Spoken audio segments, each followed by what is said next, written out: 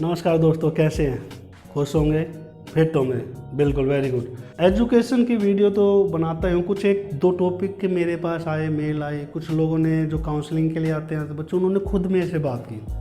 उसमें बच्चे भी हैं, सीनियर भी हैं, सब हैं। दो छोटी चीज़ कि जब हम किसी को धमकाते हैं, कुछ बोलते हैं, गाली गलौज करते हैं तो दो प्रकार से बोला जाता है। एक मेंटली एब्यूज़ होता है, एक मैं कहूँ इमोशनल एब्यूज़ होता है। दूसरा एब्यूज़ होता है क्या? फिजिकल एब्यूज़ होता है। तो इन दोनों में जो इफ़ेक्ट कर रहा है, जिसके कारण स्ट्रेस प्रॉब्लम बढ़ रही है, सब जानते हैं कि मेंटल और इमोशनल एब्यूज़ ऐसा है जिसके कारण स्ट्रेस बढ़ जाती है।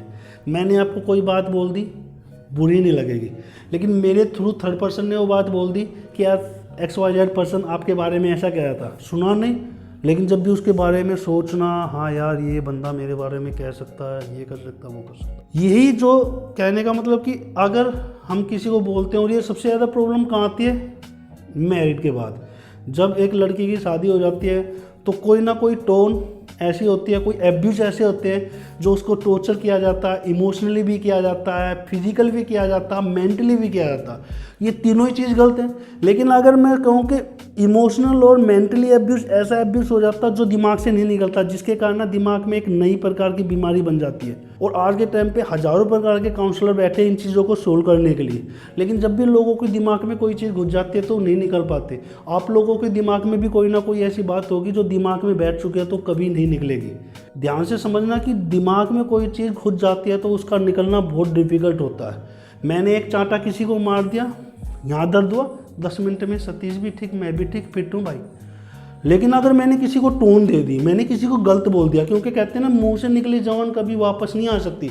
वही है कि बाण निकल जाता, हाथ छूट जाता, सब कुछ है, लेकिन उसी प्रकार अगर कोई हम बात बोल देते हैं वो दिमाग में बहुत बड़ा टॉर्चर कर देती है।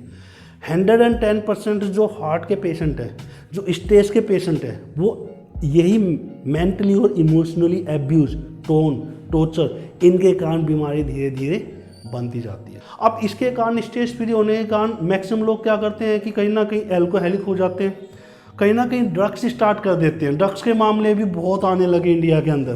पहले कम थे, पहले इंडिया में पंजाब फेम था कि हम पंजाब में ड्रग्स बहुत लेते हैं, लेकिन अभी फ़िलहाल में मुंबई में, दिल्ली में, बेंगलोर में हर जगह से केसेस आते हैं। और केस कैसे होंगे? बहुत छोटी उम्र के, 17 साल, 19 साल। इन बच्चों को क्या टॉर्चर हो गया? तो कोई ना कोई टॉर्चर तो ऐसा होगा जो इनके माइंड में घुस चुका, और ये सोचते हैं कि इन चीज़ों से हम फ्री हो जाएंगे। है क्या सिस्टम? क्या होता है कि मान लो मैंने कोई बात किसी को बोल दी और उसके साथ कोई थर्ड पर्सन बैठा, तो वो उसको हेल्प करेगा, यार तू ऐसा कर ले, ये चीज़ें एकदम ठीक रहेंगी, और उसके कारण आप इन चीज़ों को भूल जाओगे। और हमारे माइंड में वो चीज़ हो जाती है, हाँ ये चीज़ हम कर लेते हैं, हमारी वो स्ट्रेस खत्म हो जाती है। लेकिन वो सिर्फ 2 या 3 घंटे के लिए स्ट्रेस फ्री होते हो।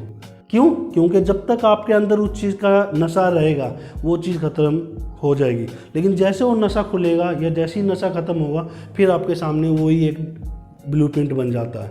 तो वो लोग जो स्ट्रेस से पीड़ित हैं या जो लोग टॉर्चर फील करते हैं, तो इन चीज़ों को इग्नोर करें। इन चीज़ों के कारण अपनी लाइफ को स्पॉइल ना करें, क्योंकि लाइफ में ऐसी कोई भी परेशानी नहीं है जो बहुत लंबे समय तक के लिए रहे। और सिंपल सी बात है, अगर आप जीवन में आए हो और बिना परेशानी के आप जीवन में जी रहे हो तो जीवन जीने का कोई फ़ायदा नहीं है। जीवन में आए हो तो कहीं ना कहीं परेशानी को झेलना पड़ेगा, क्योंकि लाइफ का चार्ट भी ऐसा है, और अगर आप ECG कराओगे तो वो भी चार्ट ऐसा। अगर दोनों में सीधी लाइन आती है तो दोनों डेंजरस हैं।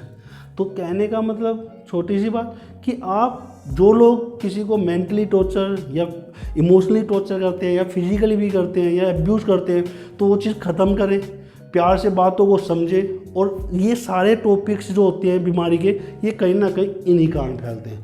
तो कृपया इस बात पे ध्यान दें। सभी लोगों से मेरा रिक्वेस्ट है, अनुरोध है कि इन चीज़ों को कम करोगे, कहीं ना कहीं अपने आप को डेवलप पाएंगे, किसी और को नहीं। धन्यवाद।